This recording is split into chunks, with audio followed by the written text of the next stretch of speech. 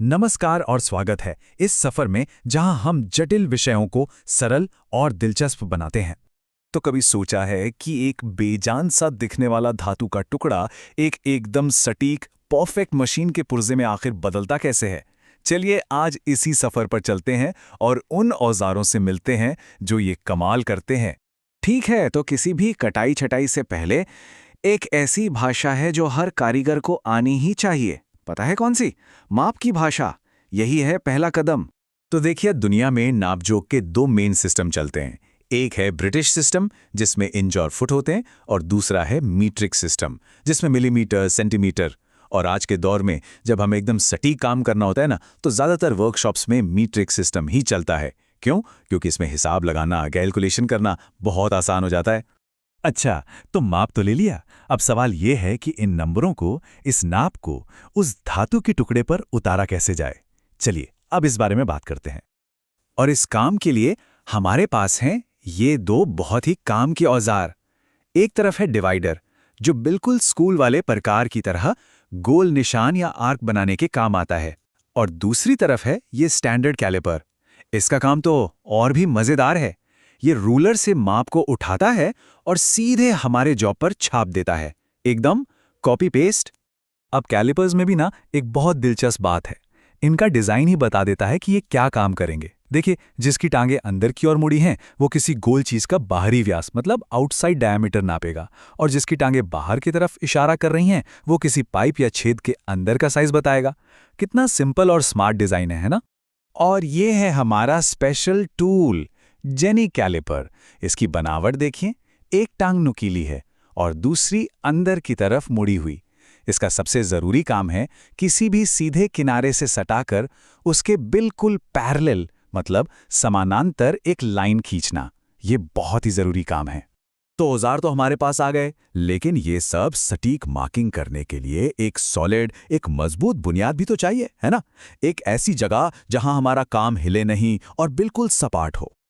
और वो बुनियाद है ये मार्किंग ऑफ टेबल। इसे कारीगर का कैनवास भी कह सकते हैं। ये कास्ट आयरन या ग्रेनाइट की बनी होती है ताकि ये एकदम बिल्कुल फ्लैट रहे।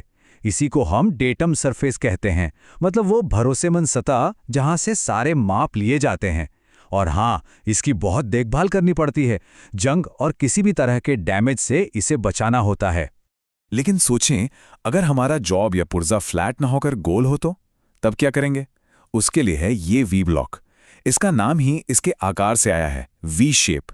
ये वी शेप का खांचा हमेशा 90 डिग्री का होता है और ये किसी भी गोल रॉड या पाइप को मजबूती से पकड़ लेता है। इससे मार्किंग या ड्रिलिंग करते समय वो बिल्कुल भी हिल नहीं पाता। अब देखिए, कैलिपर या डिवाइडर से जो लाइनें हमने खींची हैं वो तो बहुत हल्की होती हैं। काम करते करते हाथ लगने से या तेल ग्रीस से मिट भी सकती हैं। तो अगला कदम क्या होगा? जाहिर है इन निशानों को पक्का करना। और ये काम किया जाता है पंच की मदद से। पंच एक मजबूत हाई कार्बन स्टील का बना हुआ टूल है जो हमारी खींची हुई लाइन पर छोटे छोटे पर गहरे गड्ढे या निशान बना देता है। इससे हमारी लेआउट लाइन पक्की हो जाती है।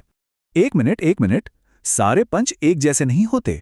असली खेल है उनकी नोक के एंगल का। जो प्रिक पंच है उसकी नोक सबसे पतली होती है, 30 डिग्री की। ये बस हल्के निशान लगाने के लिए होता है। फिर आता है 60 डिग्री वाला डॉट पंच, जो हमारी आउटलाइन के निशानों को पक्का करने के लिए सबसे कॉमन है। और आखिर में 90 डिग्री की चौड़ी नोक वाला सेंटर पंच। इसका काम सबसे खास है। ये ड्रिल करने से पहले ड्रिल बिट के लिए एक छोटा सा गड्ढा बनाता है ताकि ड्रिल अपनी जगह से फिसले नहीं। ठीक है, तो निशान पक्के हो गए। अब बारी है असली ताकत के इस्तेमाल की। अब हम उस औजार की बात करेंगे जो इन निशानों पर काम करने और धातु को आकार देने की शक्ति देता है। ये जो आप देख रहे हैं ये कोई आम हथौड़ा नहीं है। ये है एक इंजीनियर का हथौड़ा। इसका हर एक हिस्सा सोच समझ कर बनाया गया है। इसका जो चपटा सिरा है उसे फेस कहते हैं, वो चोट मारने के काम आता है। और जो दूसरा खास आकार का सिरा है उसे पीन कहते हैं, और वो धातु को आकार देने के लिए इस्तेमाल होता है। और ये जो पिन है ना, ये भी अलग अलग तरह का होता है। जैसे कि बॉल पिन, जिसका सिरा गोल गेंद जैसा होता है और ये रिवेटिंग के लिए बहुत कॉमन है। फिर आता है क्रॉस पिन, जो धातु को हैंडल के अक्रॉस मतलब आर पार फैलाता है। और स्ट्रेट पिन, जो धातु को हैंडल की सीध में फैलाता है, खासकर कोनों में काम करने के लिए। चलिए, अब तक हमने जितने भी अलग अलग टूल्स और स्टेप्स देखे, उन सबको एक साथ जोड़कर देखते हैं। एक फिटर का पूरा वर्कफ्लो आखिर होता कैसा है। और ये देखिए, ये है पूरा process step by step. Number 1, steel rule से सही माप लेना। नंबर 2, जॉब को मार्किंग टेबल या वी ब्लॉक पर टिकाना।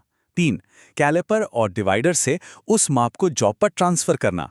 4, पंच से उन निशानों को पक्का करना। और 5, आखिर में इंजीनियर के हथौड़े से चोट मारकर उसे जरूरी आकार देना। एकदम लॉजिकल फ्लो है। और हाँ, एक बात हमेशा याद रखनी चाहिए, एक अच्छा कारीगर सिर्फ औजारों का इस्तेमाल करना नहीं जानता, वो उनकी इज्जत करना भी जानता है। उनकी सही देखभाल करना, सुरक्षा नियमों का पालन करना, यही प्रोफेशनलिज्म है। जैसे मापने वाले औजारों को चोट मारने वाले औजारों से हमेशा दूर रखना, काम के बाद उन पर तेल लगाना और कभी भी खराब हो चुके औजारों का इस्तेमाल ना करना। तो ये पूरा का पूरा प्रोसेस देखने के बाद मन में एक सवाल उठता है, आज के इस डिजिटल दौर में जब मशीनें और कंप्यूटर इतना कुछ कर रही हैं, तब भी हाथ के इस हुनर का, इस कारीगरी का क्या महत्व है, इसकी क्या जगह है? ये एक सोचने वाली बात है।